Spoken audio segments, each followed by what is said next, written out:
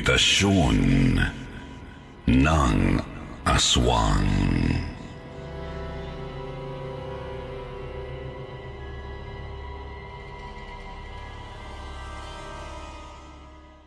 May mga pangyayari talagang nakapagbabago ng buhay natin. Pwedeng maging dahilan para malaman natin ang totoong kulay ng iba, o di kaya magdulot ng trauma gawa ng matinding kilabot. Ito po ang naging karanasan ng tatay ko, Kuya Jupiter. Ako nga po pala si Edna ng Cebu. 17 years old. Isang senior high student. Ang ikikwento ko po ay tungkol sa isang karanasan ng papa ko na si Leo. Karanasang naibahagi niya sa akin nang kulitin ko siya ng kulitin dahil sa kakaiba niyang ugali. Ayaw po niyang pumupunta ng beach. Kapag may balak kaming pumunta ng dagat na mag-anak, hindi sumasama si Papa. Kung sasama man siya, nananatili lang ito sa bandang malayo sa mismong dalampasigan. Sumasakay naman ng bangka o barko, pero mahahalata mong hindi siya mapalagay sa ganoong biyahe. Nakapagtataka para sa akin kasi wala naman siyang hydrophobia o takot sa tubig, Kuya Jupiter.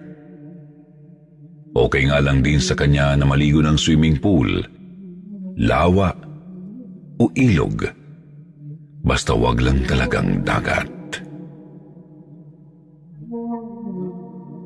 Hanggang sa noong nakaraang Hunyo lang, nagkasagutan po kami ni Papa.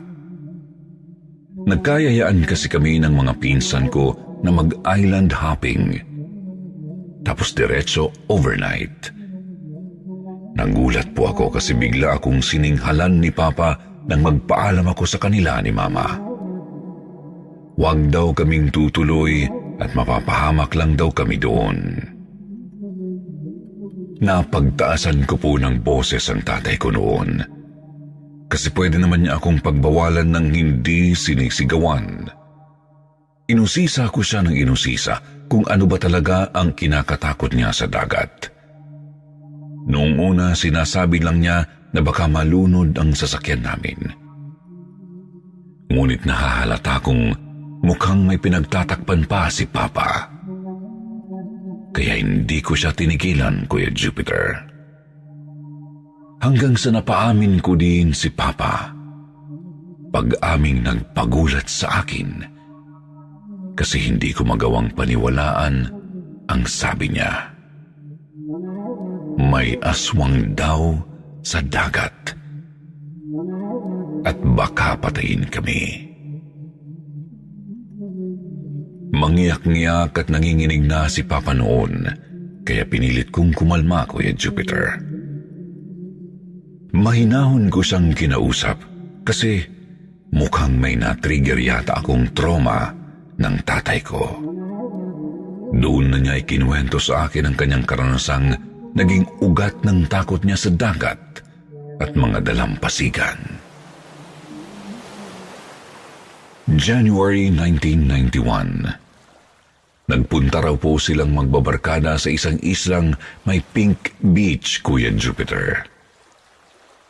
5 po sila noon, tapos ika-6 yung kaklase nilang nag-imbita sa kanila sa lugar. Birthday daw kasi ng lolo nito at may konting salo-salo. Hindi naman tumanggi ang magbabarkada kasi na-curious po sila sa sinabi nitong may pink na buhanginan daw talaga sa isla nila. Mula sa amin sa Cebu, bumiyahe po silang 6 noong 3 ng Enero, Kuya Jupiter. Batay sa research ko, may ilang pink beaches po sa buong Pilipinas. Hindi ko na lang sasabihin kung alin ang pinuntahan ni na Papa bilang respeto pa rin sa mga nakatira roon ngayon. Yung mismong Pink Beach po konting lakad pa raw mula sa daungan ng bangka. Hindi naman po kalakihan ang buong isla. Yakang-yakang libutin nang wala pang isang araw. Tapos konti lang po ang mga bahay at mga tao sa lugar. Nang makarating sa mismong Pink Beach, namangha ang buong magbabarkada sa nakita. Kasi pink po talaga ang buhanginan. Hindi naman pink na pink talaga, pero parang humahalo yung mapusyaw na kulay sa puting buhangin. Tapos napakaganda pa ng dagat, kaya talagang nabighani po sila. Idagdag pang talagang nasolo nila ang lugar, kasi hindi pa ito sikat at matao noong 90s. Kahit cottages, wala rin noon, Kuya Jupiter. Kaya gumawa lang sila ng parang camp na may dalawang mga tent sa may dalampasigan. Habang nag-aayos ng mga gamit ang grupo, bigla na lang pong naglabas ng maliit na botelya ang kaibigan nilang si Alvin. Kamukha raw po ng brown na lalagyan ng gamot. Sabi pa raw niya, uminom sila ng tigdadalawang kutsara ng laman ng bote. Bigay raw ito ng lola niya, pangontra, laban sa mga aswang at kung ano pang mga elementong pwede nilang makasalubong. Kinuha naman ng isa pa nilang kasamang sinora ang bote, agad binuksan at umalingasaw ang mabangong amoy. Parang pinaghalong kalamansi, bawang, luya at katas ng iba pang mga bulaklak at halaman. Ano ba naman yan, Alvin? Napakasama ng amoy. Mamaya sumama pa ang tiyan namin dyan. Tsaka ano ba? Wala namang mga aswang, engkanto o maligno dito sa amin. Hindi na kailangan yan. Nagulat daw po ang lahat sa biglang binulalas ni Melchor, Kuya Jupiter. Nakakunot ang noo nito at matalas na tinitigan si Alvin. Gusto pa sanang mga tuwiran ni Alvin, pero biglang nagpaalam si Melchor na pupuntahan daw muna niya ang lolo niya. Natigilan ang lahat kasi kararating pa lang nila, may ganoong eksena na agad. Hindi naman sinisisi ng grupo si Alvin kasi matagal na itong ganoon. Alam din nilang albularya ang lola nito. Ngunit nawirduhan sila sa inasal ni Melchor. Kasi hindi naman nito kailangang mag-alburoto at mag-walk out sa ganoong dahilan lang. Aminado naman si Papa na hindi pa talaga nila ganoong kilala si Melchor noon. Kasi transferee student ito. Second sem na pumasok sa university nila sa Cebu.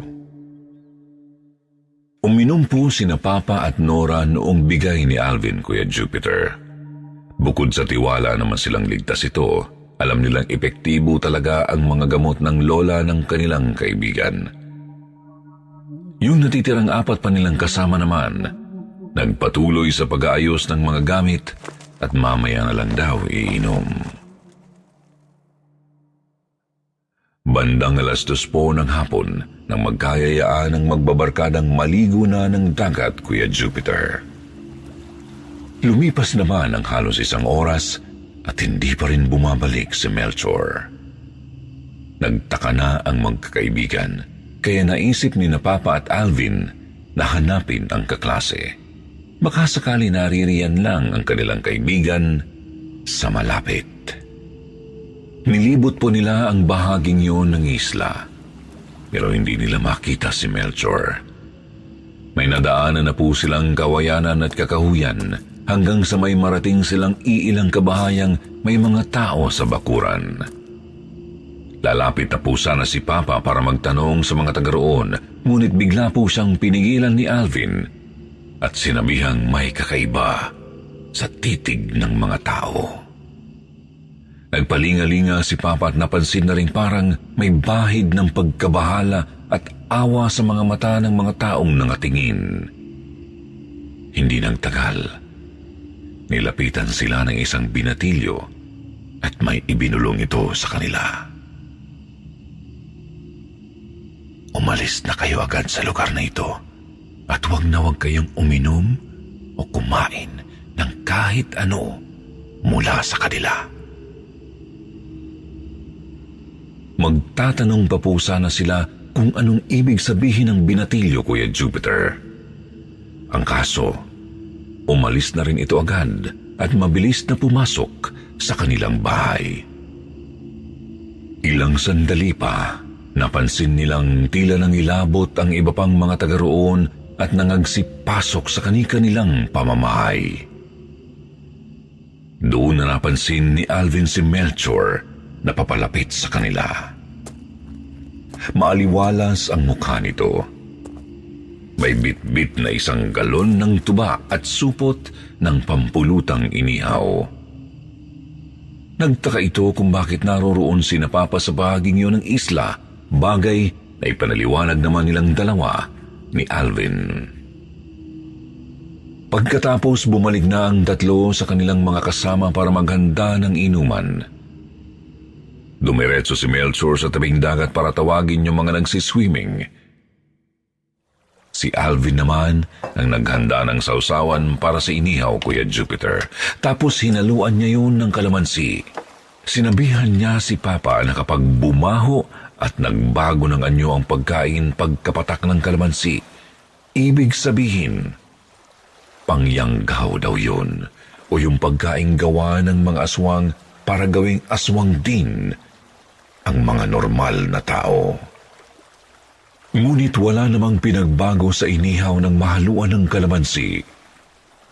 Nagtaka sina Alvin at Papa kasi ibig sabihin noon, ligtas ang pagkain. Bakit sila babalaan ng ganoon noong binatilyong nakasalubong? Ilang saglit pa, nagsiahon na yung mga kasama nila tapos lumapit na rin si Melchor.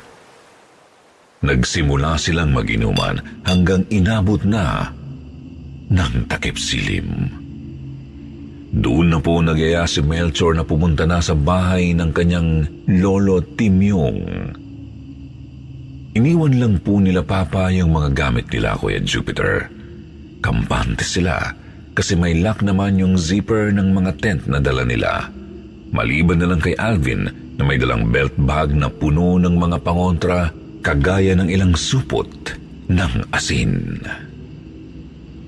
Tinatahak po nila yung nadaanan ni na Papa at Alvin nang hanapin nila si Melchor.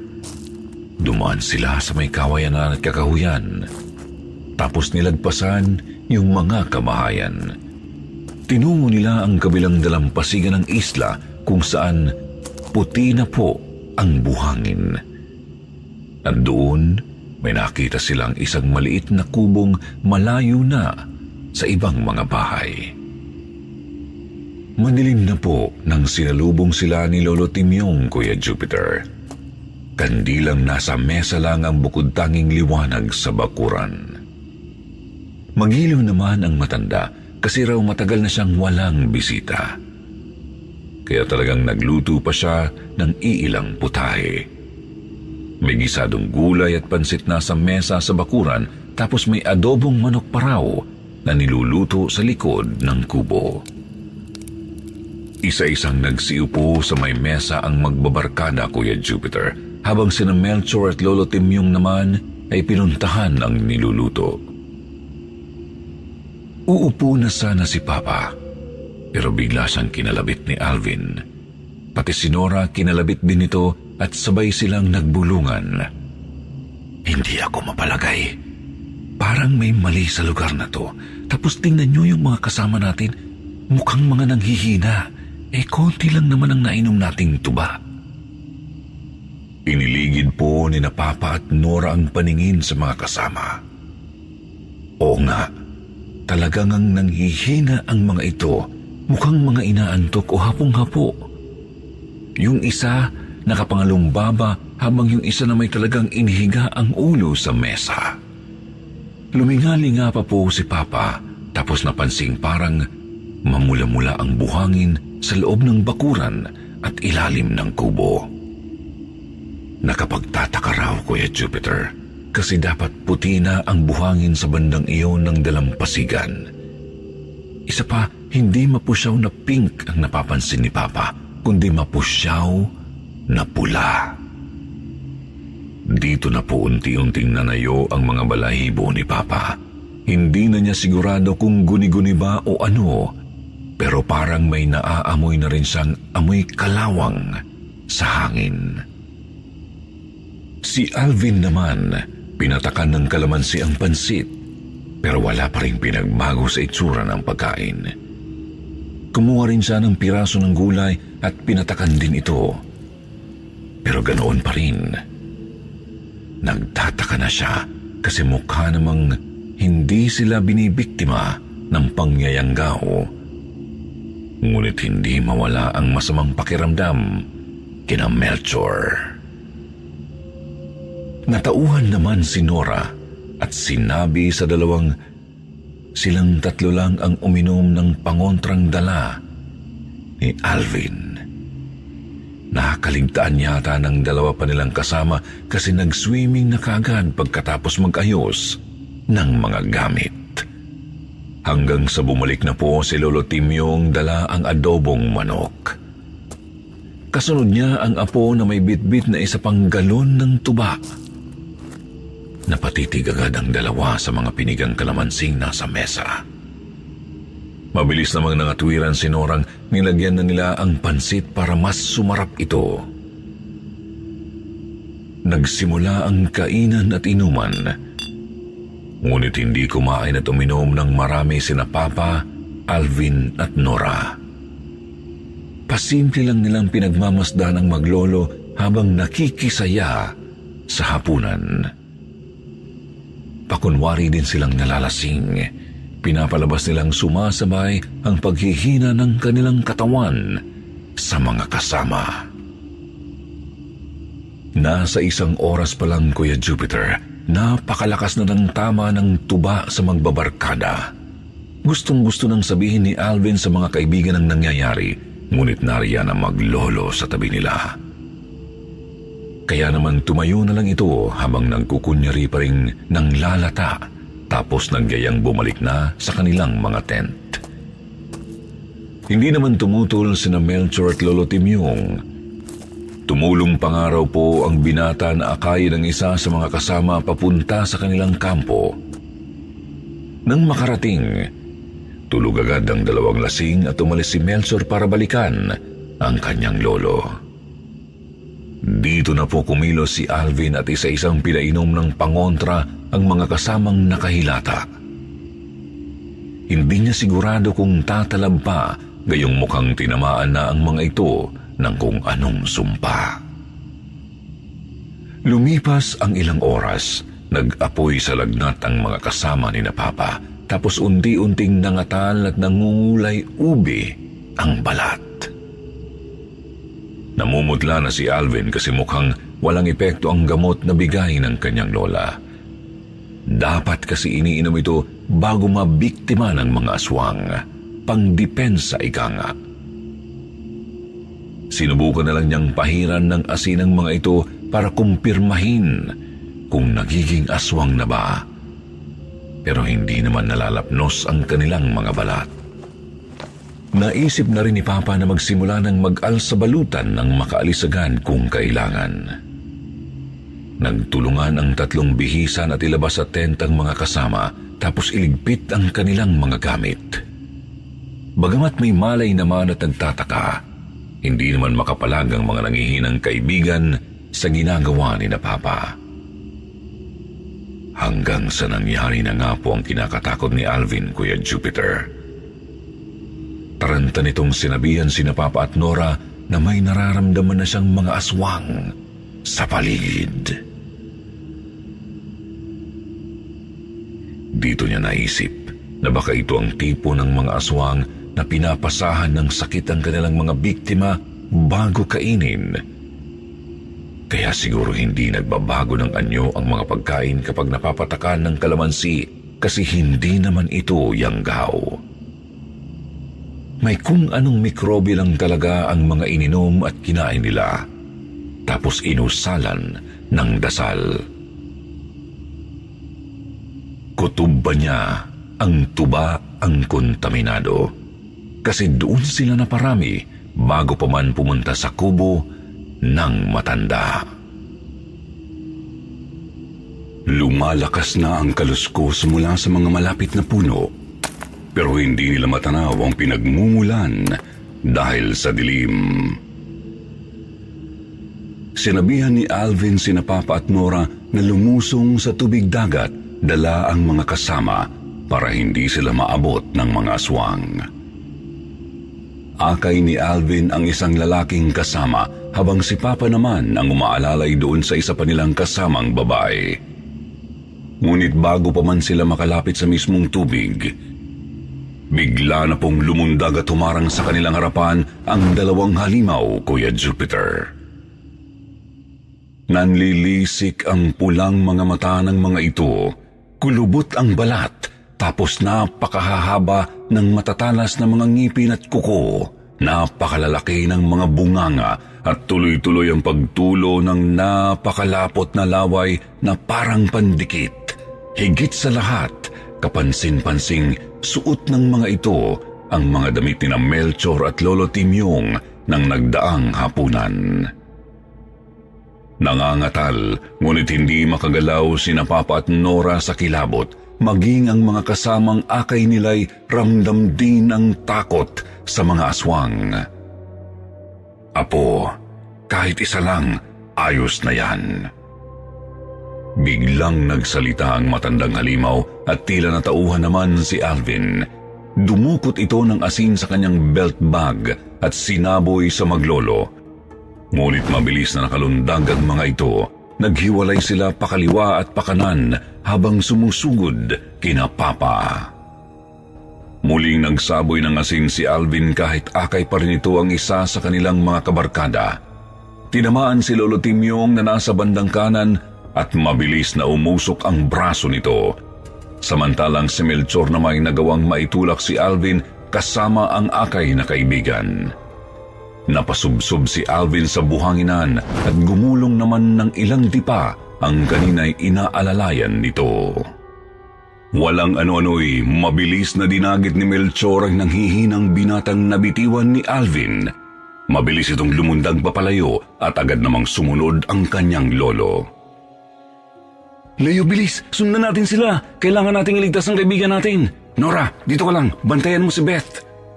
Minanduhan po ni Alvin ang dalawa nilang kasama sabay binigay ang isang supot ng asin kay Nora. Si Papa na may kumuha ng flashlight, agad tinakbo ng dalawa ang daan papunta sa bahay ni Lolo Timyong habang sumisigaw ng saklolo sa mga kabahayan. Subalit, tiningnan lang sila ng mga taong nagising sa kanilang ingay, Kuya Jupiter. Ramdam po nila ang awa sa mga mata ng mga ito, ngunit parang walang may gustong tumulong. Bagay na mabilis din pong napasinungalingan nang biglang sumulpot ang binatilyong nakasalubong ni na Papa.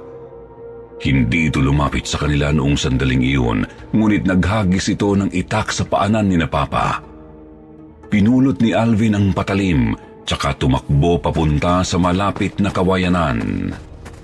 Nilingon naman po ni Papa ang binatilyo, ngunit nakita na lang niya itong mabilis na pumapasok sa isang bahay. Ilang minuto pa, tinawag siya ni Alvin, tsaka binigyan ng isang kawayan na pinutol gamit ang itak. Doon na sila nagpatuloy sa pagtakbo papunta sa kubo ni na Lolo Timyong. Dinig na dinig po ng dalawa ang hiyaw ng kanilang kaibigang dinagit bago ito biglang tumahimik.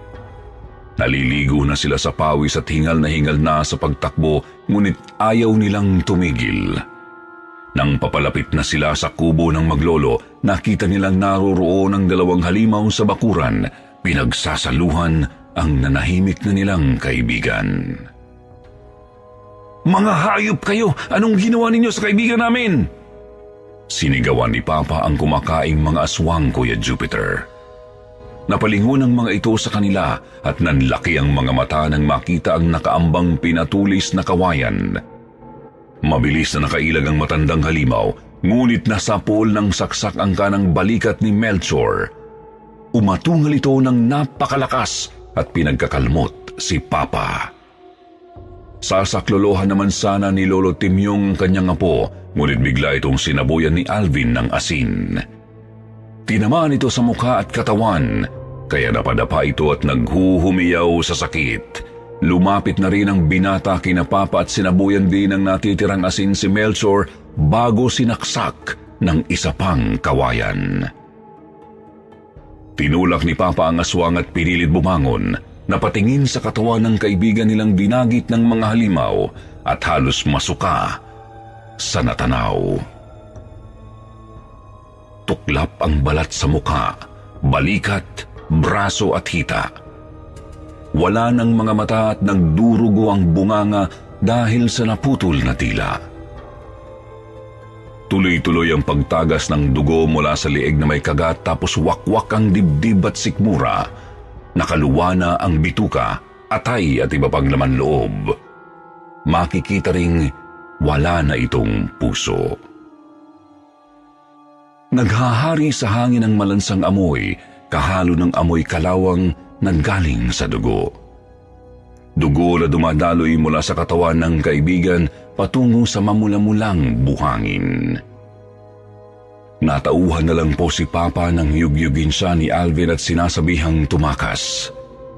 Kita niyang unti-unti nang bumabangon ang maglolo, kaya tumalilis na silang dalawa pabalik kina Nora. Kabado man at baka sumunod ang mga halimaw, narating ni na Papa at Alvin ang mga barkada. Nakita nilang nakatayo na at kahit papaano ang isa pang kaibigan nilang nanghina dahil sa kung anong sakit na dinulot ng mga aswang. Nakaligpit na ang kanilang mga gamit, kaya agad na silang pumunta ng daungan ng bangka para umalis. Ang kaso, madaling araw pa lang po at wala pang mga pampasaherong bangka. Bukod tanging isang bangkang pangisdang disagwan lang ang nakita nilang nakatali sa daungan. Gayunpaman, sinabihan sila ni Alvin na sumampa sa bangka tapos tinanggal niya ito sa pagkakatali. Nagtulungan sina Alvin at Papa na sumagwan. Pinaurong nila ang bangka palaot habang natatanaw nilang nakatayo sa dalampasigan ng maglolong aswang. Nanlilisik ang mga mata at nagtatangis ang mga ngipin. Ngunit halatang mga walang lakas ng loob na lumangoy sa tubig dagat. Pinalayo lang ng magkakaibigan ang bangka mula sa dalampasigan para hindi sila mahabol. Tapos naghintay na sumapit ang umaga at bumalik sa dalampasigan nang wala na ang mga halimaw. Hindi po sila mahusay sa pamamangka, Kuya Jupiter, kaya delikado kung mamamangka sila pabalik sa mainland. Sa kabutihang palad ay hindi na nila nakita ang maglolo ng umagang yun. Agad din silang sumakay sa unang pampasaherong bangkang dumating at bumiyahe pauwi. Kuya Jupiter, ni-report pa po ni na Papa ang nangyari sa mga pulis. Bagamat di sila pinaniwalaan, pinuntahan pa rin ng mga ito ang isla at nakita ang bahay ni Lolo Timyong. Natagpuan ang tira-tirang katawan ng kanilang kaibigan, ngunit wala na sina Melchor. Dahil po sa karanasang ito, kaya ayaw ni Papa na pumupunta ng dagat. Naintindihan ko naman siya, pero hindi naman maaaring maapektuhan ang buhay namin dahil doon. Kinausap ko na lang po siya ng mahinahon. Tsaka humingi ng pasensya kasi nasigawan ko siya. Mahal ko po ang Papa ko. Sa muli, patawad sa mga nakikinig kasi hindi ko po talaga pwedeng sabihin kung saang Pink Beach ang pinuntahan ni na Papa. Basta somewhere dito lang din sa Vismin area. Hindi pa ito sikat noong 90s pero unti-unti nang nakikilala ngayon. Mukhang wala naman ng aswang doon at marami nang nakapunta at nakita ang ganda ng lugar. Gusto ko nga po sanang pumunta, kaso alam ninyo na po, ayaw ni Papa. Kaya siguro comment ninyo na lang kung may napuntahan na kayong Pink Beach at ano ang mga na-experience ninyo sa lugar. Aabangan ko po yan at babasahin. Hanggang dito na lang po, Sityo Bangungot. Mag-iingat po kayo palagi.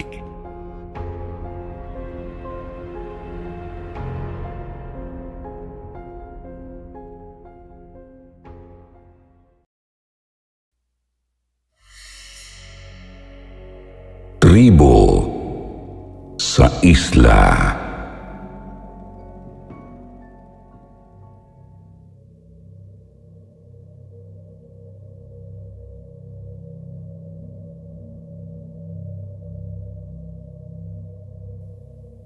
Hello po, Sir Jupiter. I'm Jelly from Calamba. Itong isishare ko po ay hindi akin kundi kwento ng aking Papa Migoy. Misteryoso po kasi ang pagkawala ni Papa noong 1998, noong 6 years old pa lang po ako. As far as I know, nagtatrabaho si Papa para sa isang mayamang negosyante. Kailanman, hindi ko naisip na ganoon pala kasahol at kadilim ang mga huling sandali ng buhay niya. In fact, gusto kong balaan ang mga listeners na napakaselan ng nilalaman ng ibabahagi ko.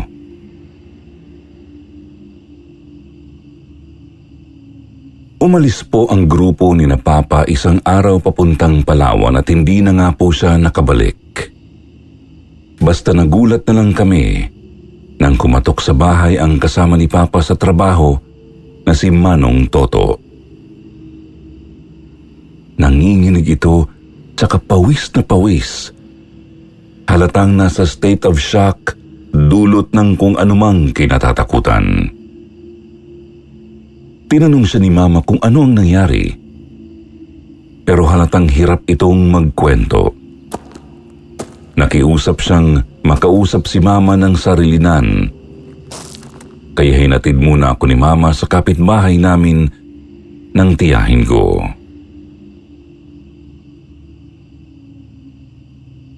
Nagtaka rin po ako noon kasi nakita kong umiiyak si Mama pagka-uwi ko. Hawak niya ang isang librong may kung anong mantsa sa cover. Mantsa na hindi ko agad natukoy kung ano noon. I asked her kung anong problema, pero ayaw niyang magsalita. Niyayakap lang niya ako ng napakahigpit habang tuloy-tuloy sa pag-iyak.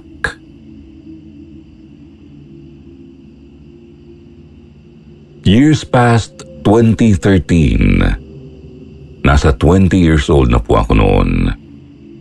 Nagdiriwang kami para sa pagtatapos ko sa kursong BS Psychology. Bigla ko pong naalala si Papa kasi gusto ko sanang naroroon siya sa graduation ko. Kaya tinanong ko ulit si Mama kung ano ba talaga ang nangyari kay Papa. Bumuntong hininga ang Mama ko at nanahimik. Akala ko hindi pa rin ako makakakuha ng sagot. Pero nagulat ako nang binigay niya sa akin yung lumang libro nang makaalis na ang mga bisita namin. Sabi niya binigay pala ito ni Manong Toto noong huling punta nito sa amin. Sabi rin niya malalaman ko ang lahat pagkatapos kong basahin ang nasa pinakalikod na mga pahina. Sir Jupiter, simpleng Mark Twain book lang naman yon na sabi ni Mama paborito raw ni Papa. Subalit, babad talaga ng dark brown na mantsa ang ilang pahina at cover nito. Nang makita ko ang sinasabing pahina na pinapabasa ni Mama, napansin ko agad na merong mga pinilit lang isulat gamit ang ballpen. Medyo nahirapan nga po akong basahin dahil sumasapaw ito sa mismong printed text ng libro. Tapos, may mantsa pa. But I was shocked nang matantong si Papa mismo ang nagsulat noon. At letter po ito na isinulat ni Papa para kay Mama Aida. Huling liham na sinulat niya para sa amin. And now I'm writing it word by word para maibahagi sa inyo. Gusto kong balaan ang mga listeners na mag-ingat sa mga lugar na hindi pa naaabot ng sibilisasyon. Huwag tayong maging panghas. And again, paalala lang mga listeners, napakaselan po ng kwentong ito.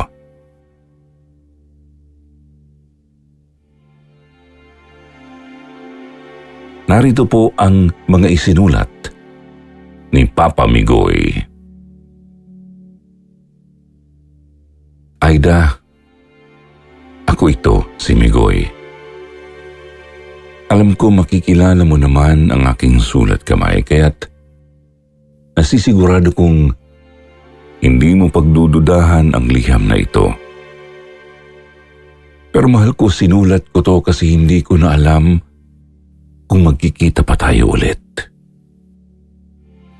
Hindi ko alam kung makakaalis pa ba ako sa isinumpang islang ito. Hindi ko alam kung mayayakap ko pa ba ulit kayo ni Jelly. At lalong hindi ko alam kung buhay pa ba ako bukas pagsikat ng araw. Aida, napakarami kong kailangang aminin sa iyo. Bukod pa ito sa mga nangyari rito sa Palawan ngayon, mga bagay na hindi namin inaasahan. Una, gusto kong sabihin hindi lehitimong mga negosyante ang angkan ng amo ko. Oo, may mga legal silang negosyo sa iba't ibang bahagi ng Luzon.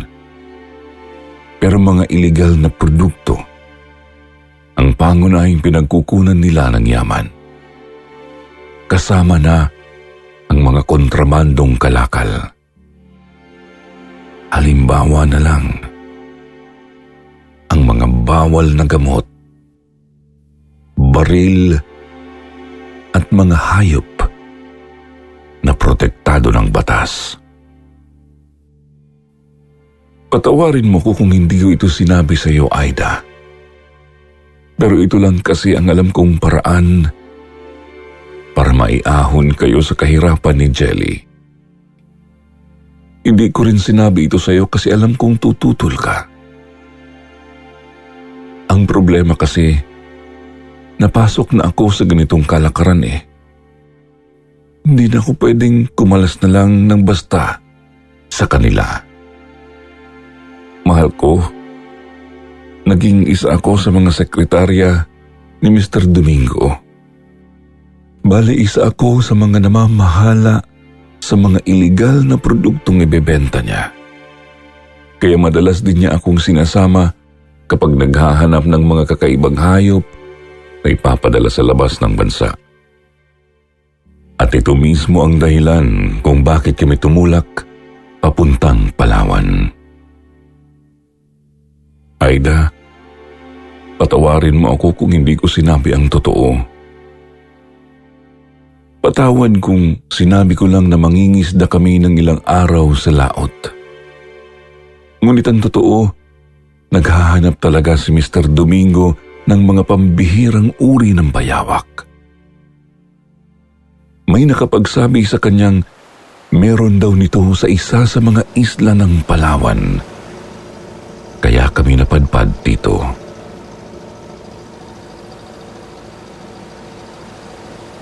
Bumiyahe muna kami pa Batangas at doon kami naglayag papuntang Palawan.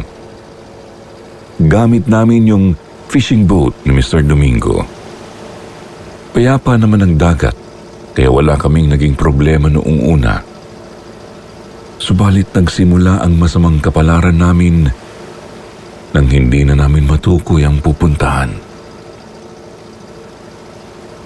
Sinigurado naman naming maayos yung mga kagamitan bago naglayag eh. Kaya takang-taka talaga kami kung bakit naligaw kami sa kawalan ng laot. Hanggang sa nakapagpasya si Mr. Domingo na dumiretso na lang kami ng mga ilang minuto pa at baka may makita kaming isla. Aida, yun nga ang nangyari. Nagtuloy-tuloy lang kami sa paglalayag hanggang sa mamataan namin ang isang isla. Nakakapagtaka nga lang kasi mukhang wala sa mapa ang nasabing isla, gayong may kalakihan naman ito. Bagamat inisip din namin, baka nasa mapa talaga yun at kami lang itong naliligaw. Siguro may pangalan naman talaga yung islang yun. Umikot kami ng konti sa isla hanggang makahanap ng pwedeng madaungan. Doon pa lang puro puno lang ang nakikita ko sa isla, kaya duda na ako kung may tao ba roon. Ngunit nagpasya si Mr. Domingo na tumuloy kami sa pagdaong. Utos na agad namang sinunod ni Toto na siyang nagmamaneho ng fishing boat. Si Toto, yung bang kapitbahay natin na nakakainuman ko paminsan-minsan. Halos magkasabay lang kaming natanggap bilang mga tauhan ni Mr. Domingo. Siguro sa kanya ko na rin ibibigay itong libro upang maiabot sa iyo, mahal. Ayun nga at dumaong kami sa nasabing isla. Yun nga ang islang kinaroroonan ko ngayon habang sinusulat ko itong liham ko para sa iyo. Sa totoo lang ay hindi na agad ako komportable pagkatapak ko pa lang sa dalampasigan. Karamdam ko may mga matang nagmamasid sa amin mula sa gitna ng makapal na gubat. Pinilit ko nga lang isang tabi ang nararamdaman kasi gusto ni Mr. Domingo na suyurin ang isla. Malakas daw kasi ang kutob niyang may mahihita kaming mga mamahaling hayop o halaman dito.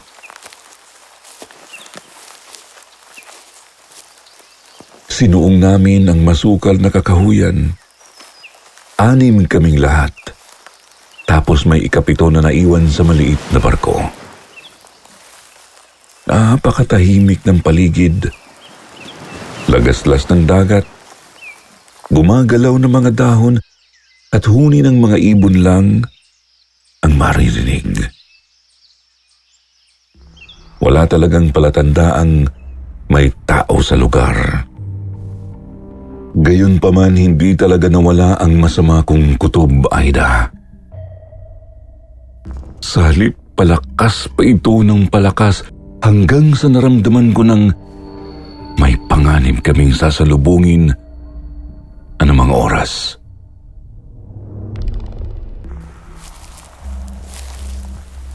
Pasado 2:00 ng hapon kami dumaong dito sa isla.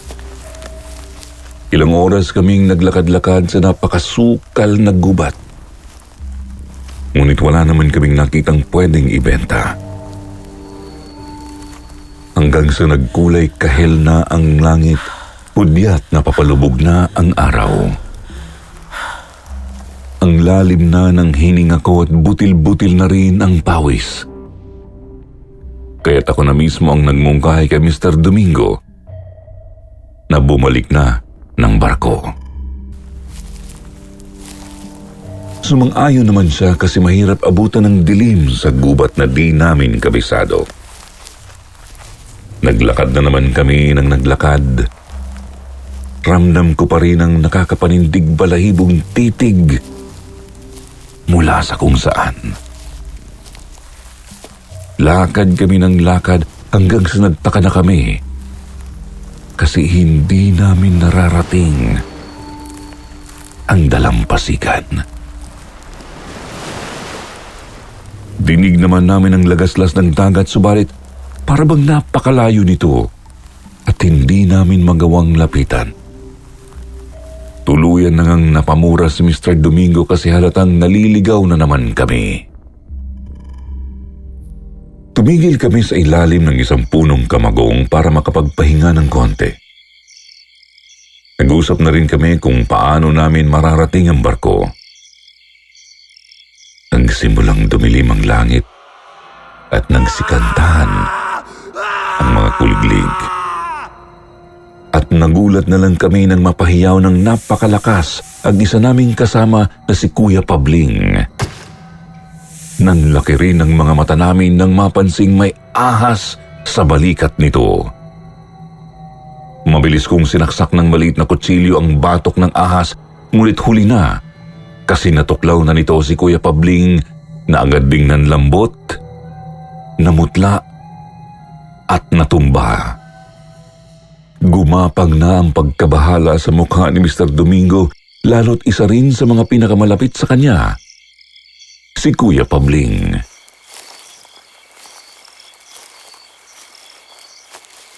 Aida, naglakad na kami ulit at desperado nang mahanap ang daan paalis.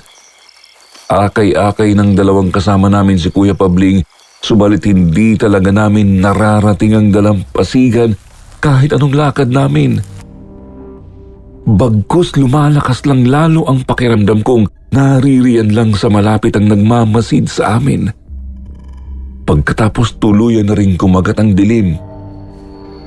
Kaya walang salita na naming pinagsasaluhan ang pangamba. Ilang minuto pa at may narinig akong kaluskos mula sa kung saan.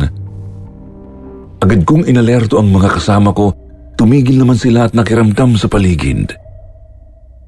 Iwinasiwas ni Mr. Domingo ang kanyang flashlight, pero wala siyang nakitang anumang hayop gubat. Hanggang sa pabulong akong tinanong ng amo namin kung sigurado raw ba ako sa narinig. Baka raw kasi guni-guni ko lang. Ngunit hindi pa man ako nakakasagot, may narinig na nga kaming maraming mga kaluskos. Iwinasiwas ulit ni Mr. Domingo ang hawak na flashlight at naaninagan nito ang iilang mga tao sa may di kalayuan. Mahal kong Aida, unang tingin ko pa lang sa mga yon, kumabog na agad ng mabilis ang dibdib ko. Gusto kong lumayo. Gusto ko nang makaalis sa isla. Gusto ko nang umuwi. Nakapanginginig laman kasi kung titignan ang matatalim nilang mga mata. Isa pa, hindi namin sigurado ang kultura at kilos ng mga tao sa tribong yun. Ang kaso, desperado na talaga ang amo namin. Kinawayan niya ang mga taong mapapayat at bagyang maliliit ang pangangatawan. Sinabi niyang kailangan namin ng tulong kasi natuklaw ng ahas ang isa naming kasama. Gusto na rin kasi niyang mahanap na ang daan papalik sa fishing boat. Napansin kong nagbulungan yung mga taga-tribo habang mayat-mayang lumilingon sa amin. Ilang minuto pa at muling nakiusap si Mr. Domingo sa kanila. Nagsitinginan ulit silang lahat sa amin. Tapos sumenyas yung isa. Pinapasunod kami.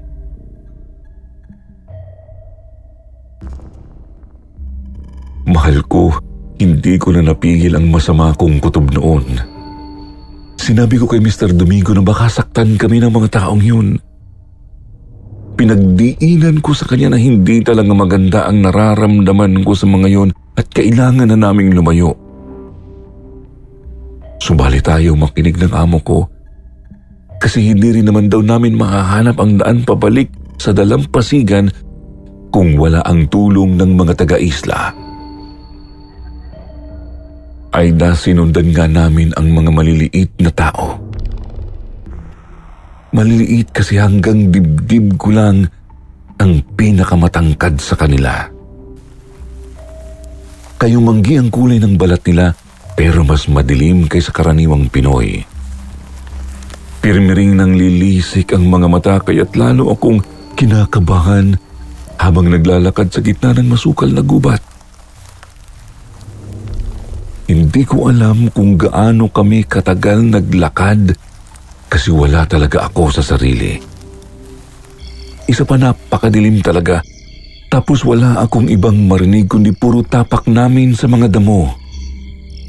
Uni ng mga kuliglig at tunog ng mga panggabing ibon. Hindi rin kasi sumasagot ang mga taga-isla kapag kinakausap. Kaya hindi kami sigurado ni Amo kung nakakaintindi ba sila ng Tagalog.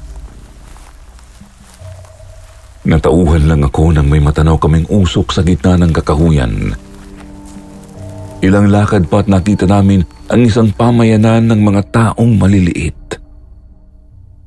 Ang usok pala ay nagmumula sa isang higanting siga sa gitna ng kanilang tribo. Pawang mga kahoy, kawayan at bato lang din ng kanilang kasangkapan. Tapos dahon lang ang kanilang mga suot. Marami nga ring mga wala talagang saplot, mapababae man, lalaki, bata o matanda. Pinatuloy kami ng mga taga-tribo sa isang maliit na kubo ilang metro lang mula sa siga. Kinuha naman nila si Kuya Pabling tapos ay pinahiga sa isang mahabang mesa sa labas ng kubo. May lumapit sa kanyang isang matandang taga-tribo na may dalang-dalawang bao na puno ng kung anong mga dahon. Walang ano-ano inilapat ng matanda ang naturang mga dahon sa may balikat ni Kuya Pabling kung saan siya natuklaw ng ahas. Kita mo na, amigo Sabi ko naman sa iyo hindi naman siguro masasama ang mga tao rito. Ayan nga at ginagamot na nila si Pabling. Ang lapad ng ngiti ni Mr. Domingo habang nanonood sa ginagawa ng mga taga-tribo kay Kuya Pabling. Ngunit, hindi pa rin talaga ako mapanatag dahil sa kung anong kadahilanan. Ilang saglit pa at biglang hinubaran ng mga taga-isla si Kuya Pabling. Nagulat nga kaming lahat kasi hindi naman kailangan yun para magamot ang natuklaw na bahagi. Tinanggal nila ang damit nito maging ang pantalon, sapatos, medyas at kahit panloob. Tarantangang sinusubukan ni Kuya Pabling na takpan ng masiselang bahagi ng kanyang katawan, ngunit pilit siyang pinahiga ng tuwid ng mga taong maliliit. Aida, nagtaka kami kasi pinahiran nila ng kung ano-ano si Kuya Pabling mula ulo hanggang paa. Pinahiran nila ng katas ng mga dahon, prutas, sibuyas, bawang, at maging langis ng niyog. Sabi naman ni Amo baka yun lang talaga ang paraan ng panggagamot ng mga taga rito sa isla. Huwag na lang daw kaming magulo at nang matapos na ang panggagamot.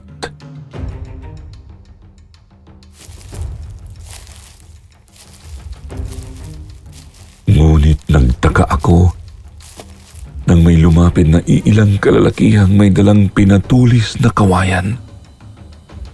Siguro mga 10 silang lahat.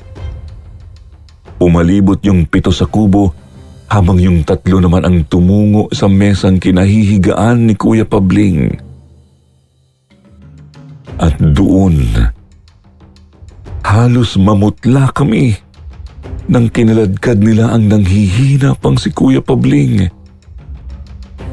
Napataas ng boses si Mr. Domingo ngunit bigla kaming tinutukan ng kawayan ng mga taga-tribo. Aida, mahal ko, doon ay nasigurado ko nang hindi nga kami dapat sumama sa mga taong yun.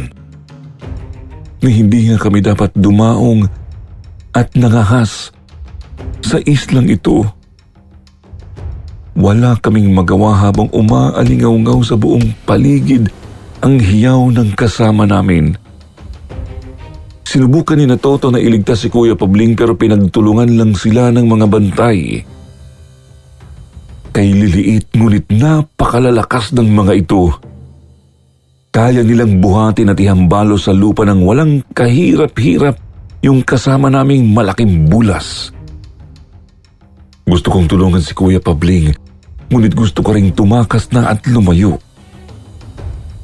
Wala nga lang talaga akong magawa kasi napakatalas ng kawayang nakatutok sa leeg ko.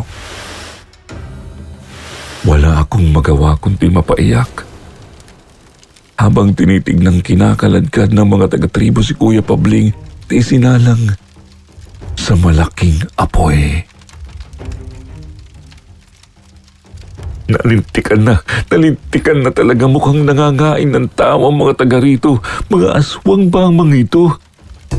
Pero hindi naman sila nagbabago ng anyo at di rin nasasaktan sa bawang. Nilunod ng tunog ng mga kahoy na tambol at ng kanilang kantahan ang hiyaw ni Kuya Pabling. Napapasabunot na lang ako sa sarili habang umaalingasaw ang amoy sunog na karne. Ilang minuto pa, natahimik na si Kuya Pabling. Tuloy-tuloy lang ang mga taga-tribo sa kanilang pagdiriwang at napatalikod na lang ako nang makitang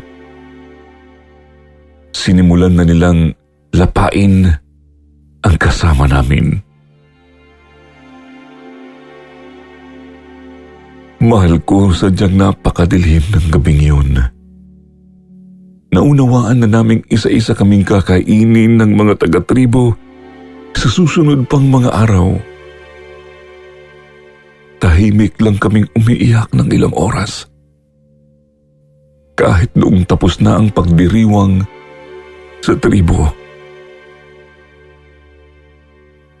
Aida, ilang oras pa at humahagulhul kong sinabi kay Mr. Domingo na gusto ko pang makauwi.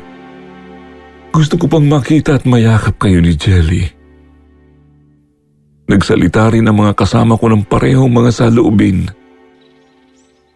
Walang ni isa ang gustong mamatay sa isang islang malayo sa kabihasnan.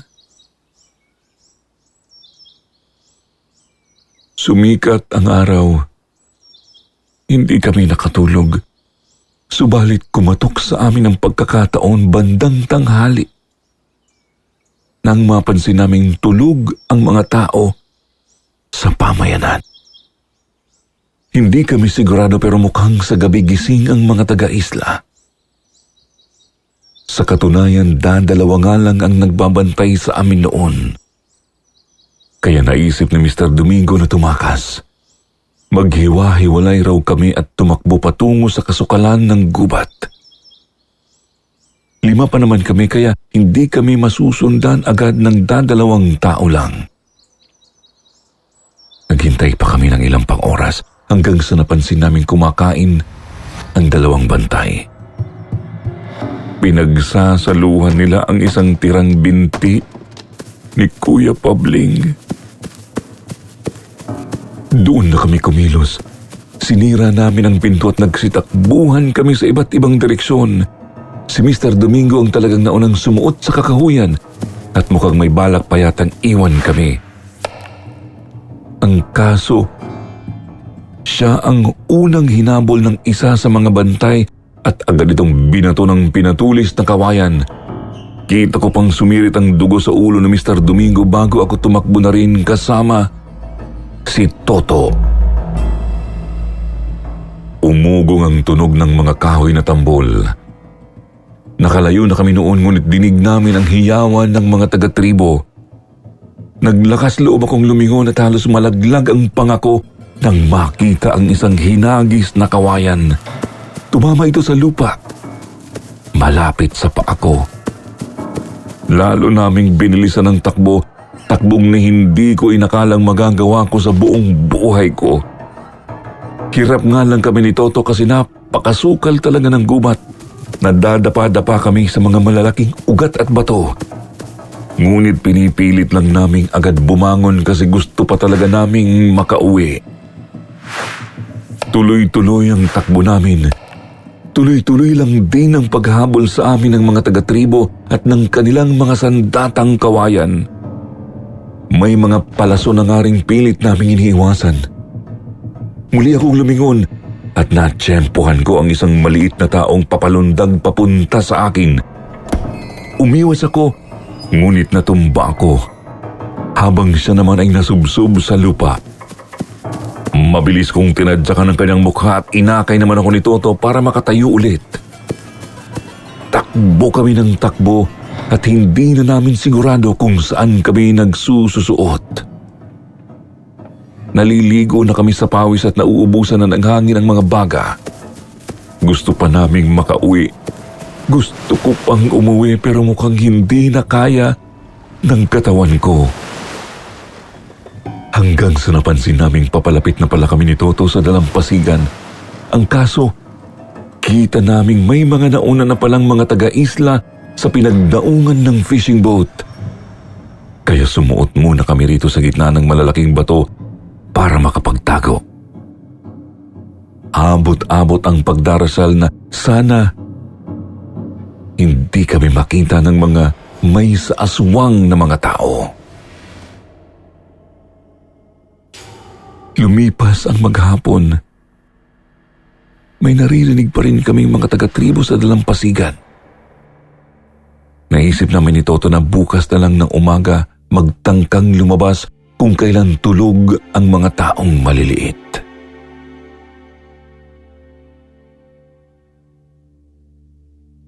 Mahal kong Aida, wala akong ibang iniisip ngayon kundi kayong mag-ina ko.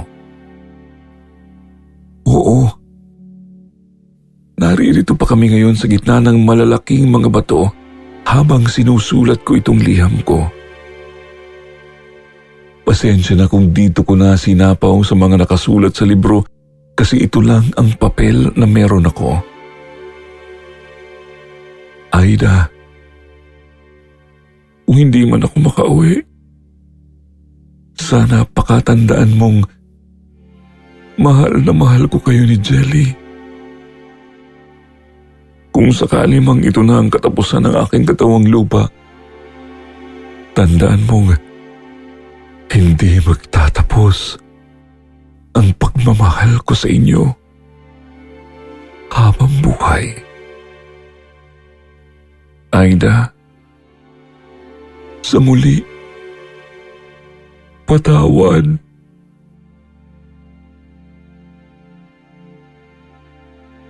Sir Jupiter, nalulunod ako sa luha nang matapos kong basahin ang liham ni Papa Migoy. Kahit nga ngayong sinusulat ko ito para ibahagi sa inyo, ramdam ko pa rin ang magkahalong lungkot at kilabot. I just can't imagine that kind of horror. Hindi ko rin maisip na may ganoon palang klaseng tribo rito mismo sa Pilipinas. Kinausap ko po si Mama Aida noon after reading.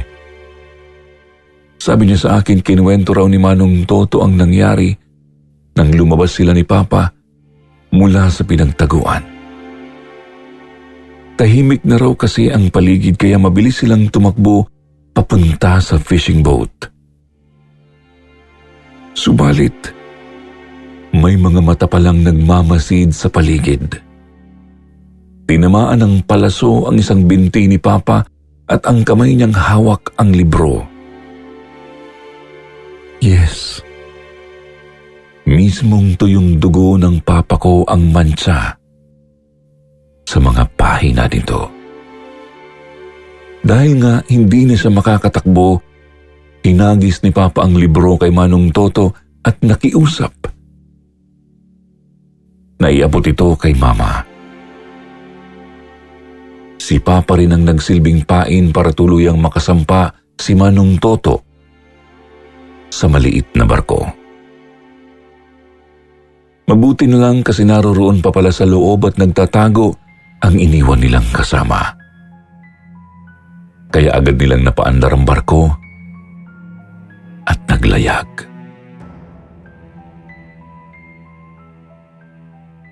Sir Jupiter, balak daw sana ni Manong Toto noon na magsumbong sa mga pulis pero natatakot yung tao.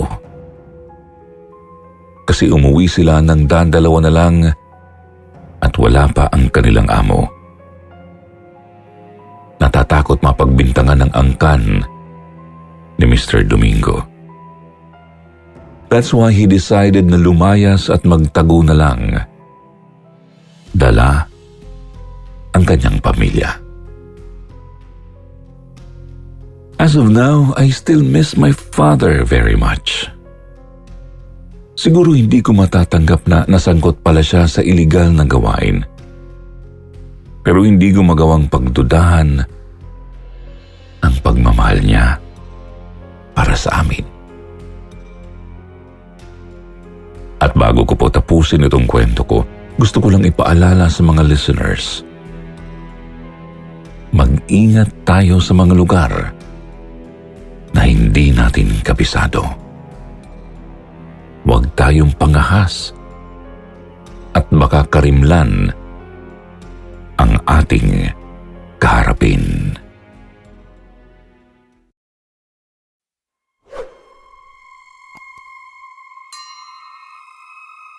Ang Alan at Magkakatropang Siga. Good day sa inyo, Sir Jupiter, and to your listeners as well. Just call me Jane, taga rito po sa May Tarlac. Share ko lang po ang kwento ng Tito Lorenzo ko. Kapatid po siya ng aking mama Lorena. Hindi man ako 100% na naniniwala dito. Pero sabi kasi ni Tito at ni Mama, totoo daw po talaga. Kaya naisip kong isend sa inyo itong story para malaman kung may ganitong creatures ba talaga. Gusto ko pong mabasa galing sa mga listeners kung may narinig na ba silang mga kwento tungkol sa mga alan ng Abra. Ang mga alan daw ay parang mga taong may pakpak at may mga balahibong parang sa ibon. Mahihilig daw sila sa mga bata, kaya kilala silang kumukupkop ng mga batang ulila o nawawala. Nangyari raw po ito noong late 1980s, nung nasa Abra pa nakatira ang pamilya ni na Tito at Mama. 14 anyos pa lang si Tito Lorenzo ng mga panahong ito. Aminado naman po siyang talagang sakit sa ulo ni na lolo't lola dati. Palasagot, hindi nakikinig sa mga pangaral, bulakbol sa eskwela, maraming bisyo, tsaka barkadista. Pero hindi naman siya nananakit ng ibang tao. Sila ng tropa niyang si Japet. Pero yung dalawa pa nilang mga kabarkadang sina Jojo at Loloy, talagang mga basagulero. Kapag naglalakad nga raw po sila at kasama nila yung dalawa, iniiwasan sila ng mga taong ayaw ng gulo. Ang hihilig daw kasing maghamon ng away, mangutya at mambastos ni na Loloy at Jojo. Kahit pagsabihan at ilang ulit ng nabarangay, ayaw pa ring magsitigil.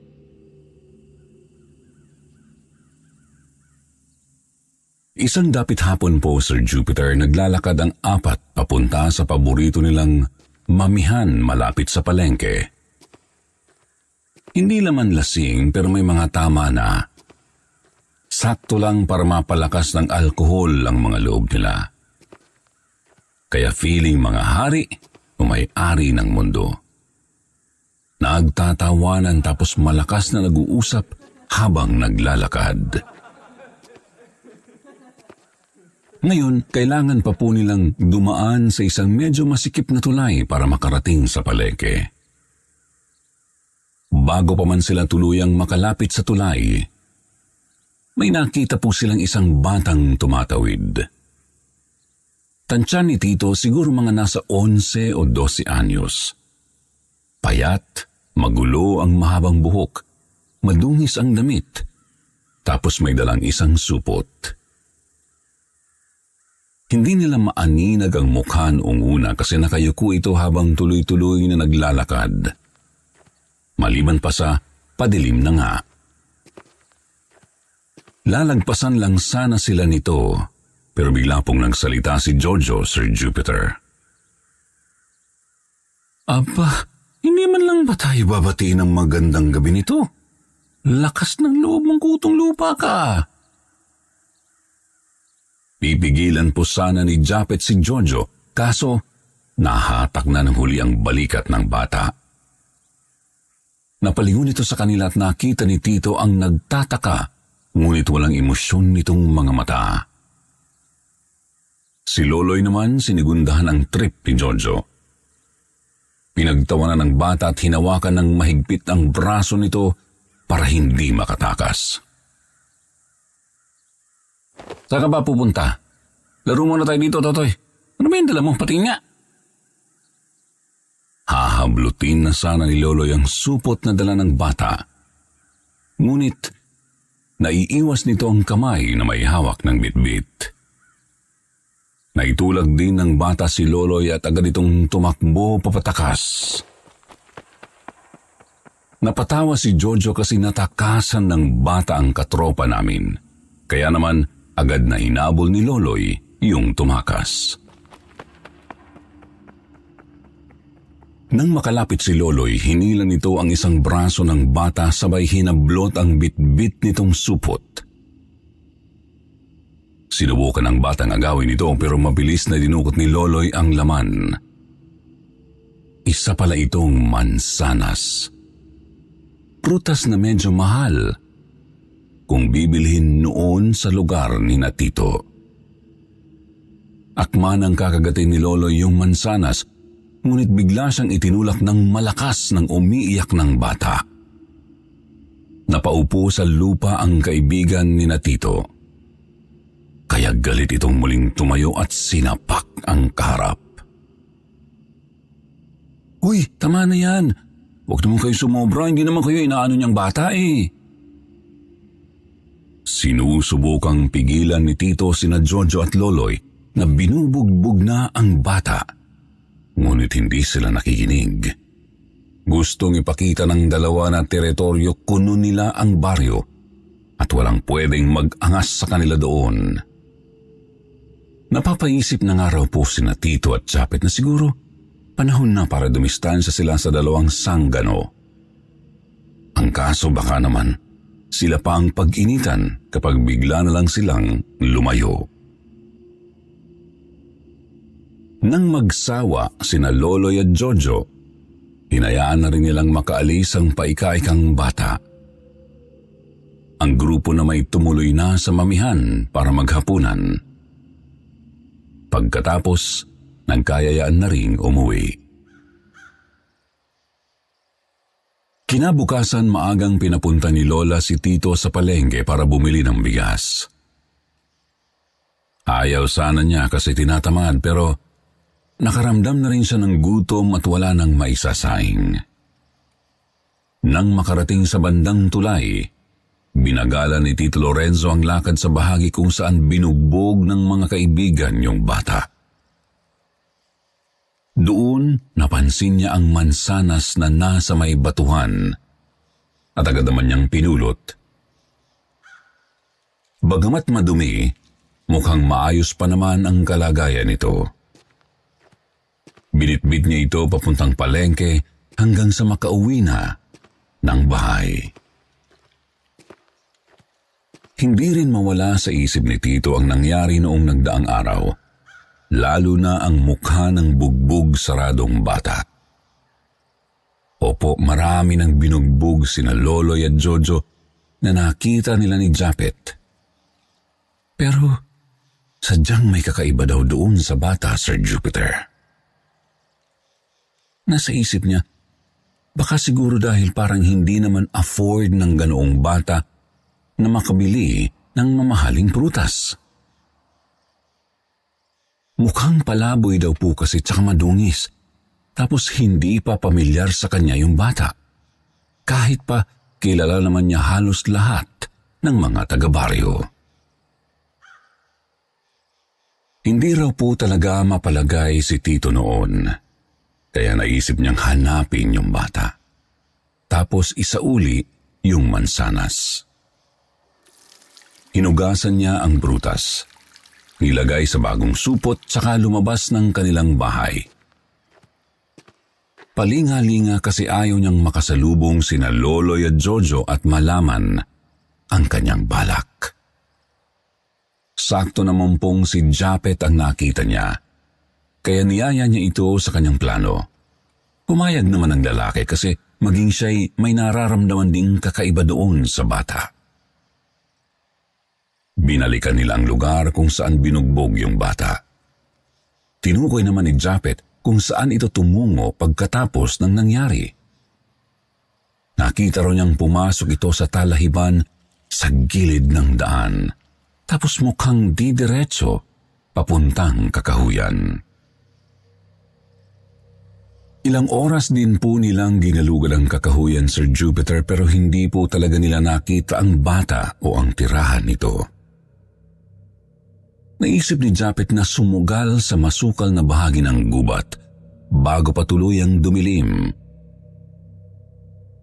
Hindi nga po siya nagkamali, Sir Jupiter. Namataan ni Tito ang bata. Agad niya itong tinawag at lumingon naman sa kanya.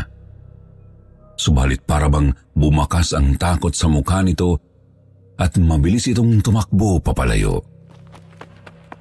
"Bata, teka lang, hindi ka namin sasaktan. Isasauli lang namin yung mansanas mo." Tuloy lang sa pagtawag sina Tito at Japet sa bata. Ngunit hindi ito humihinto. Matulin ang kilos ng bata, samantalang hirap naman sina Tito sa kapal ng mga damo, dami ng mga ugat ng puno at mangilan-ngilang mga bato. Unti-unti na ring lumulubog ang araw. Nakita nila Tito na lumiko ang bata. Sinundan nila, tapos hindi na nila mamataan. Nagtaka sila kasi imposibleng makatakbo yun ng ganoon kabilis at mawala sa kanilang paningin. Hingal namang sabi ni Japet na baka maligno o engkanto yung bata. Kaya may nararamdaman silang kakaiba rito at kaya rin bigla itong nawala. Tutol naman ni Tito, kung engkanto nga yun, paanong nabugbog ng husto ni na Loloy at Jojo? Makikipagtalo pa po sana si Japet, Sir Jupiter.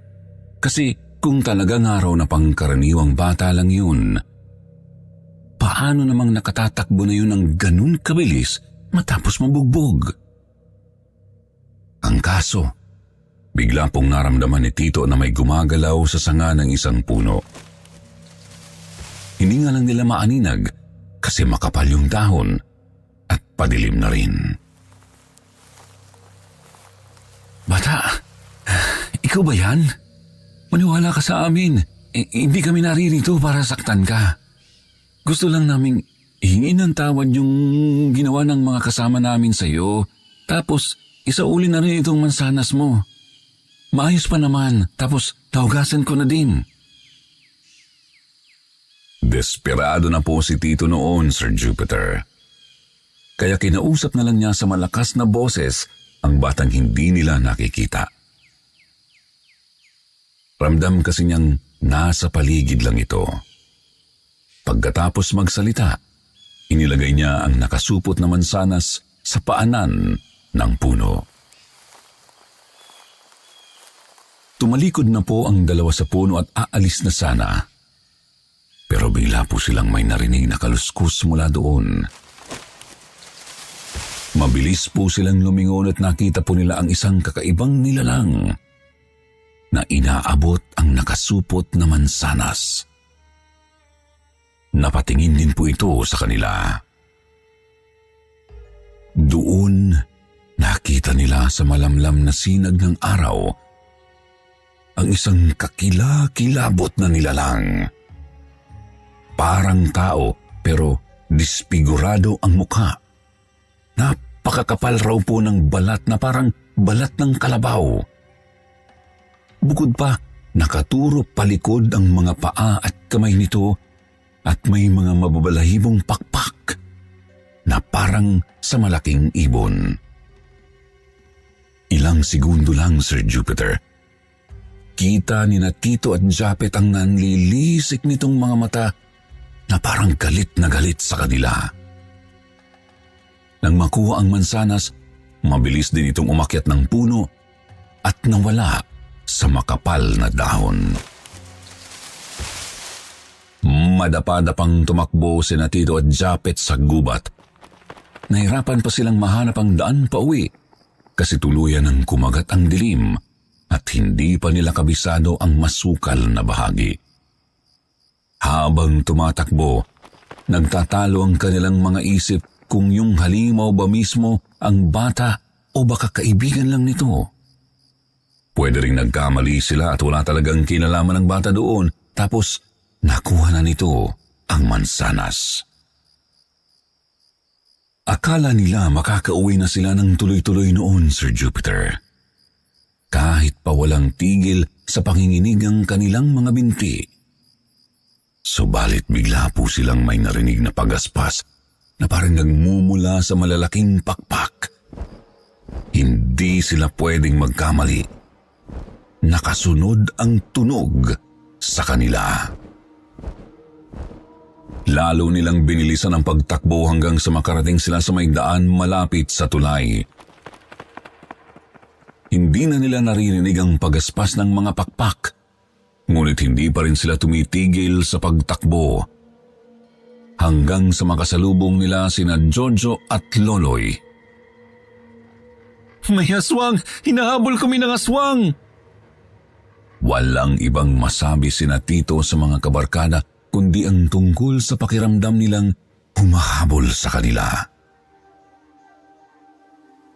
Nagtaka naman ang dalawang siga. Hoy! Bumalik kayo rito! Ano ba aswang pinagsasasabi ninyo? Hoy! Dinig na dinig pa raw ni na Tito ang pagtatawag ni na Jojo at Loloy habang lumalayo sila sa mga ito. Una nilang nadaanan ang bahay ni na Japet, kaya doon na rin muna tumuloy si Tito sa takot na baka dagitin ng aswang kung mag-isang maglalakad pauwi.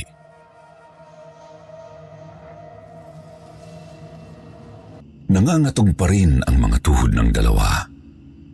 Kumakalabog ang dibdib at mabibigat ang paghinga ng maupo sa sala ni na Japet. Hindi mawala sa isip ang nakitang nilalang. Nagtatanong din kung ano kaya ang pakay nito. Bakit sila nito sinusundan? Gulat na gulat naman ang lola ni Japet sa biglang pagpasok ng dalawa. Bagamat nag-aalinlang ang magkwento, isinalaysay nila sa matanda ang mga naranasan at nakita. Nanlaki ang mga mata nito, tsaka sinabing malamang isang alan ang nakita ni na Tito. Ang alan ay isa raw uri ng aswang na mahilig mag-alaga ng mga bata. Opo, Sir Jupiter, nag-aalaga raw ng bata at hindi pumapatay o kumakain ng sanggol. Kahit ako nga po na nakikinig sa kwento ni Tito ay hindi rin makapaniwalang may ganoon palang nilalang. Kinukup-kup nga daw nito ang mga batang naliligaw sa gubat o mga inabandona ng mga magulang. Ito po medyo nakakadiri. Kaya pasintabi sa mga nakikinig, lalo sa mga babae. Babae rin po ako, kaya talagang kinilabutan ako sa sinabing ito ni Tito. Ang mga alan din daw ay kumukuha ng mga nalaglag na sanggol. Inunan ng bata o kahit dugo sa buwan ng dalaw ng mga babae. Tapos, binibigyan nila ng buhay ang mga ito upang maging mga batang alan. Kinuha pa raw po ng lola ni Japet baka isang alaga ng Alan ang batang binugbog ni na Jojo at Loloy. Kung sakaling ganoon nga, paniguradong hindi raw ito titigil hanggat hindi nakagaganti. Natigilan sina Tito at nagkatinginan ng marinig ang sinabi ng matanda. Naaalalang nakasalubong nga pala ang mga katropa habang tumatakbo sila palayo sa kung anong pumapagaspas. Agad silang kumuha ng tig-isang kutsilyo at lumabas sa bahay ni na Japet. Hindi na nagpapigil sa lola nito. Mabilis nilang tinakbo ang daan pabalik hanggang sa makasalubong nila si Jojo. Tulong mga pre! May aswang nga, kinuha si Loloy! Mautal-utal at hinihingal na sabi ni Jojo kina Tito. Nanginginig ang buong katawan nito at namumutla. Bago pa man sila makapagsalita at magtanong kung saan na ang sinasabing aswang, bigla naman nilang narinig ang pagsusumigaw ni Loloy. Kasabay ito ng malalakas na pagaspas na parang galing sa malalaking pakpak. Tapos mukhang papalapit sa kanila. Napatingala ang tatlo at sa tulong ng maliwanag na buwan ay nakita nila ang kahila-hilakbot na halimaw. Bitbit nito si Loloy at nakatitig kay Jojo habang lumilipad papalapit. Akma na sanang dadagitin ng nilalang si Jojo ngunit bigla itong yumuko at dumapa sa lupa para makaiwas. Inambahan naman ng taga ni na Tito at Japet ang sinasabing Alan. Pero hindi nila ito tinamaan.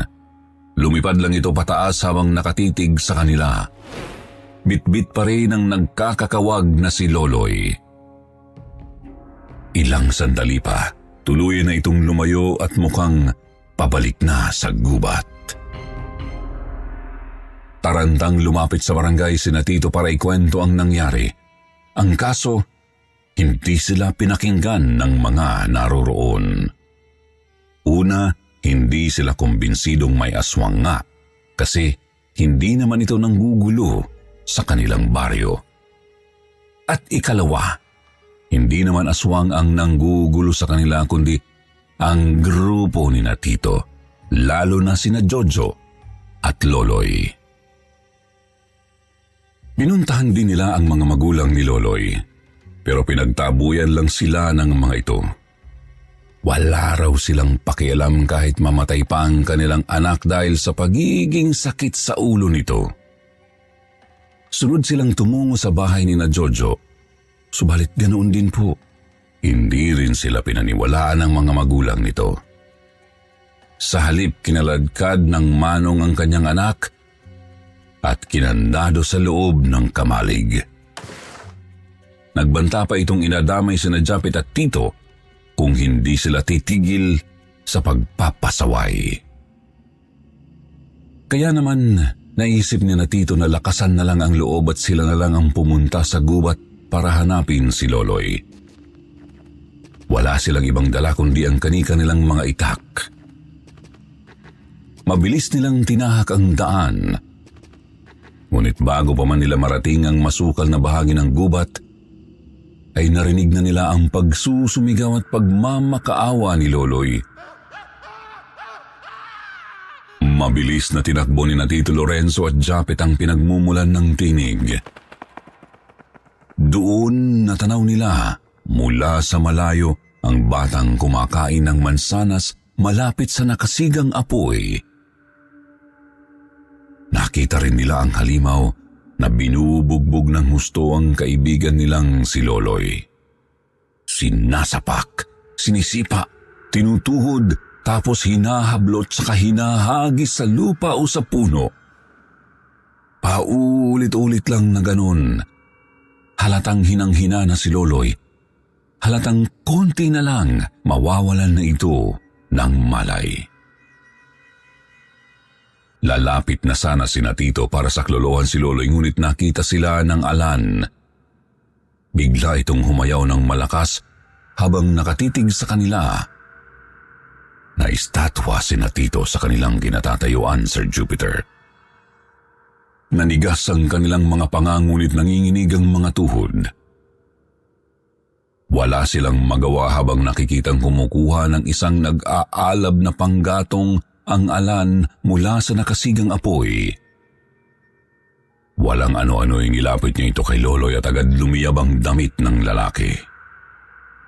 Idinampi pa nito ang apoy sa iba't ibang bahagi ng katawan ni Loloy hanggang sa tuluyan na itong nilamon ng alab. Gusto lang ng anak ko ng mansanas kasi walang ganyan dito sa gubat. Bakit ninyo kailangang saktan ng anak ko? Napakalakas na garalgal na boses ng halimaw ang umuugong sa buong paligid. Kasabay ng humihina ng hiyaw ni Loloy. Lumingon ang halimaw kina Tito at kita nilang tila lumambot ng bahagya ang mga mata nito. Bigla nitong dinagit ang batang kumakain ng mansanas. Lumipad pataas ng puno, tsaka bumalik sa may apoy. Dumagit ng isa pang nag-aapoy na panggatong at lumipad ulit palayo.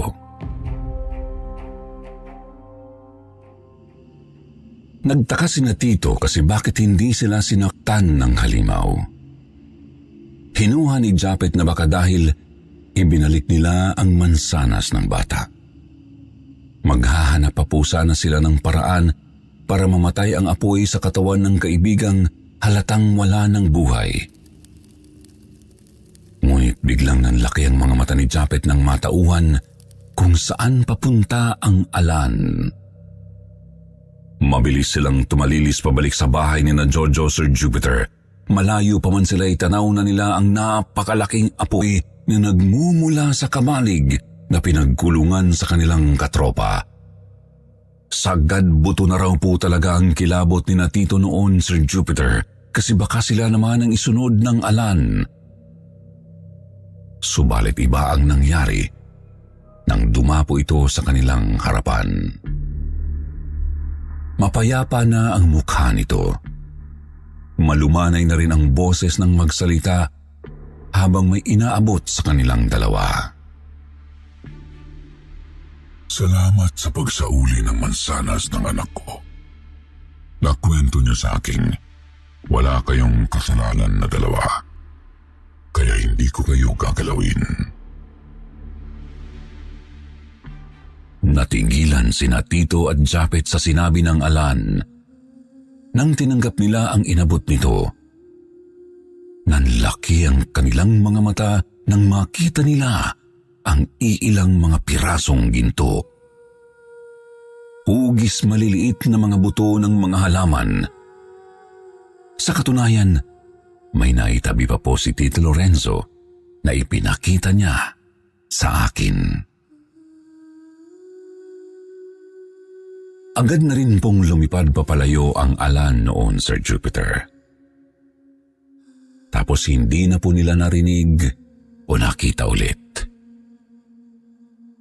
Ang nakalulungkot lang, tuluyang sinawimpalad sina Giorgio at Loloy dahil sa nangyari. Bagay na parang ikinatuwa pa ng mga kabaryo nila. Sina Tito naman nagbagong buhay na rin simula noon. Sinikap nilang maging mabuting tao at hindi na maging sakit sa ulo ng kani-kanilang mga pamilya. Binenta rin nila ang mga ginto na nakatulong para gumanda ang kanilang buhay. Bagay na nai-enjoy rin namin ng mga kapatid at mga pinsan ko hanggang ngayon.